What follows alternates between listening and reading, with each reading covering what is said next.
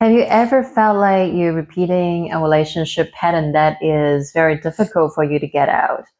Or you keep attracting the same kind of people that you know is not serving your highest good, but you just keep repeating, like the same old patterns and ending up in the same situation that you were before?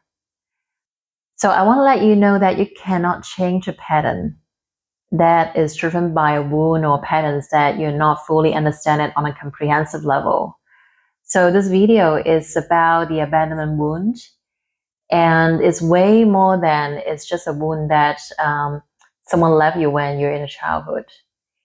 And this wound is actually quietly making a decision for you, like choosing your partners, shaping how you show up in a relationship long before, an actual relationship even begins.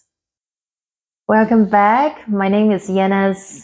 On this channel, we explore the deep healing of the heart, esoteric teaching, and the mystery of using the HeartGate as a pathway of awakening. This is the third video of the Abandonment Wound series. If you haven't watched those videos, I would highly recommend you to go watch them after this one, as they will give you a really good foundation and make everything in this video land for you even more deeply. I will put the link in the description box below. And for today, we are going into your actual life, your actual relationship. So how the abandonment wound actually shape your actual relationship. So because after we understanding, like where those patterns and wound is coming from, I want us to have a practical pictures of how is it actually manifesting in your real life and relationship, so that we can put light on it, so we can start changing our behavior, so the real healings can actually happen. The abandonment wound is not passive. It is not just a wound that's sitting there waiting to be triggered when something painful happened in your life. It is actually active. It is making choices for you. It is running strategy at your brain and creating patterns and drawing certain people to you and pushing some other people away, and constantly and unconsciously. So the abandonment wound at its core has one intention, is to make sure that you will never feel abandoned again. But the thing is that the strategy that the wound has created to protect you from abandonment is also the same strategy and the patterns that will keep love at a distance for you. So we are naming all the patterns today in a relationship that the wound is generating. So when you have a conscious understanding of it, they won't run your relationship at the background unconsciously and making decisions for you that do not serve your highest good. The first pattern is choosing people that are emotionally unavailable. So if you have this pattern, you will pull towards people that are inconsistent, give you mixed signal, and have fear of commitment. And you may ask, why would someone who have fears of abandonment keep choosing people that is unavailable? Wouldn't it make more sense that you choose someone that is consistent and safe? And my answer is that, like how the abandonment wound work is that your nervous system doesn't seek what is healthy. It seek what is familiar. So if love in your early life was inconsistent, then this inconsistency become what love feel like. So your nervous system and your whole body will gravitate towards that feelings that make you feel like home and make you feel familiar. So if you have abandonment wound and this pattern running in your system, when someone show up in your life that is constantly stable, constantly, majority available and present, you will likely reject them as boring, because this is not how your system translates as love. And the wound learned that, love is something that you have to work for, and love is, uncertain. And so the sad part is that you will reject love that is actually safe and stable and healthy for you. So seeing this pattern will make you recognize that what some people have been calling chemistry or attraction is actually, like sometimes the nervous system recognize as a familiar wound. And with this recognition, you can start choosing differently. The second pattern is people pleasing. So you make yourself small so other people feel more comfortable around you. So this pattern make you believe that being a people pleaser can make the other person feel more comfortable, therefore more likely to be loved and more likely to make someone stay, in your relationship. So you become easy, agreeable, you don't want to be too much, too difficult or too complicated and too authentic, and you overgive because somewhere in your nervous system you believe that if I'm too much, if I am being authentic that make another person feel uncomfortable, then it's a chance that the person will leave me. And you can feel how exhausting this pattern is already, right? Because you will never feel enough. You will never 100% feel love and being chosen. And love is never coming from performings and people pleasing. And the wound that drives us is not actually about the other person. It's about a deep and healed belief that your authentic self is not fundamentally lovable. And people pleasing is not kindness. It is fear disguised as kindness. And the most loving thing you can do for yourself and your relationship in your life is to begin to bring your authenticity into all areas of your life, even when it is terrifying in the beginning. Even it might make someone uncomfortable, but only by being authentic will lead you to a relationship that will truly satisfy you. The third pattern is self-abandonment. The most important relationship we ever have in our life is to ourselves, right? And self-abandonment is what happens when the fear of being left by others become so loud that you leave yourself first. So you abandon your own needs, your own truth, your own feeling to keep the peace, to keep someone stay. So you override your own boundaries, you neglect your no, you ignore your pain, and you don't speak up when you're not okay. You stay in a toxic relationship that is no longer serving you at all because the wound, inside is so loud. It's saying that staying in a relationship, even I don't feel fully healthy and alive, and is safer than being alone. And every time you abandon yourself, you recreating and deepening this abandonment wound. So every time you abandon yourself in the expense of keeping others comfortable and keeping the toxic relationship, you are actually confirming the belief that you are not worthy. You are doing to yourself what you're most afraid others will do to you. So you cannot heal this wound while continue to abandon yourself. I have so much compassion for this wound because it's very painful, and the healing only begins when you decide not to leave yourself again.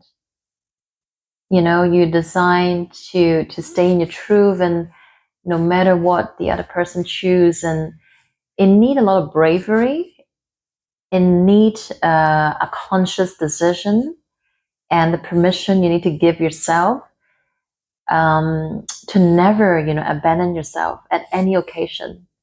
Even there's a chance that the other person may not agree, they may leave you even. This is the highest act of self-love. And I want you to know from a personal perspective that everything is not as scary, as you think that it may happen. That little child inside of you that thinking that the worst thing that can ever happen to you is somebody will abandon you, that the relationship will end and you don't want to be alone, fundamentally. But I want you to know that it is okay. I have walked this path before myself. I have overcome this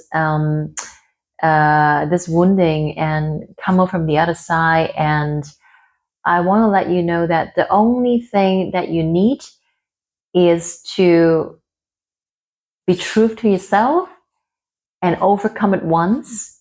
And then when you overcome it, you will know that you actually have all the resources and that you need. You do not actually need another person. And what's on the other side is that you're okay. You're being looked after by life and by yourself, and you keep your truth. You keep self-love instead of abandoning yourself in the expense of keeping something that is actually no longer serving you. The fourth pattern is always the one who leaves the relationship first. So this is a avoidance response. So if the wound say that, love is not safe and people will always leave, and when people leave me, then I'm abandoned and it's danger, then the nervous system solution for some people will be to either keep people, at a distance at all times, or the one who always pull out in a relationship first, to end a relationship before it can be ended, so they don't feel hurt by another person. So these patterns can be hard to recognize because in the spectrum of it, like on a very subtle level, it may not feel like it's fierce, it sometimes can feel like it's independency. So it can feel like that, oh, I don't settle, I have high standard, and I know what I want. But what is the, like unhealthy expenses, of this pattern is that if you have these traits, you're always like one foot in and one foot out, you are not actually fully experience the totality, of love and the totality of what a relationship can offer you, right? And I want to make a distinction here between a healthy boundaries and a wall. So healthy boundary is coming from knowing yourself, have respect to yourself and self-love, that you know when to say no when other people cross your boundaries. And wall, on the other hand, is like a protect mechanism that you just build wall around you, and so you make sure that nobody can get close enough to hurt you. So we don't want walls, right? We need healthy boundaries. Because if you want to experience the totality of love, you need to have an open heart that heal from this illusion of, like being fully in a relationship is a danger. You want to have this openness to allow, love to come in and blossom, and you will feel striving, without any fear. Every single one of these patterns is intelligent. Every single one of these patterns make complete sense, the time they were created. So they are your nervous system trying to protect you, to keep you functional in situations before, whereas being fully open would have been unsafe for you. So noticing and recognizing this pattern within yourself is nothing to be ashamed of. But those strategies that were created by a younger version of you, and responded to the old reality, is no longer exist. But they may still run, your behavior unconsciously ever since. And you may not need still protect mechanism anymore, right? So now if you're in a relationship that you actually safe, you actually feel love, and your wounding does not know the difference. So it only knows, like the old patterns. So now you have the information. So you have the power now. So now you can make conscious choices to not engage with those patterns when it's come up. So you're taking back the driver's seat, of your life and in your relationship. And healing is not about, like removing this pattern through like this discipline or just by thinking about it.